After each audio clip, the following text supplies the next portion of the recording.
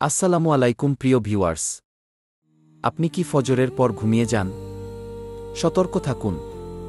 সকালে ঘুমানো শুধু আপনার রিজিক কমায় না, এটা আপনার শরীর, মন আর জীবনের গতিও থামিয়ে দেয়। ইসলামে বলা হয়েছে সকালে ঘুম নয় বরং রিজিক অন্বেষণের সময় গি। রাসূল সাল্লাল্লাহু আলাইহি ওয়াসাল্লাম দোয়া করতেন, হে আল্লাহ, আমার উম্মতের জন্য সকালে বরকত দাও। গবেষণায় দেখা গেছে সকাল ৬টা থেকে ৯টার মধ্যে সূর্যের আলো মানবদেহে ভিটামিন ডি তৈরি করে। এই আলো শরীরের ঘুম ও জাগরণ হরমোনকে নিয়ন্ত্রণ করে। সকালে ঘুমালে হরমোনের ব্যালেন্স নষ্ট হয়, ফলে অলসতা, মন খারাপ, এমনকি ডিপ্রেশন পর্যন্ত হতে পারে। সকালে ঘুমালে কাজের মনোযোগ কমে, ওজন বাড়ে, স্মৃতিশক্তি দুর্বল হয়, আয় কমে যায়, রুটিন নষ্ট হয়ে জীবন এলোমেলো হয়। তাহলে কি করবেন? ফজরের পর ৩০ মিনিট হাঁটুন, ১ গ্লাস পানি পান করুন ও হালকা নাশতা করুন। চাইলে সকাল ৮টার দিকে ১ থেকে ২ ঘন্টা ঘুমাতে পারেন। মনে রাখবেন, সকাল মানেই সম্ভাবনার সূচনা।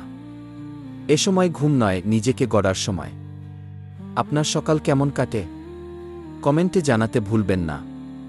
আর ভিডিওটি ভালো লাগলে লাইক, কমেন্ট করে পাশে থাকবেন। ধন্যবাদ।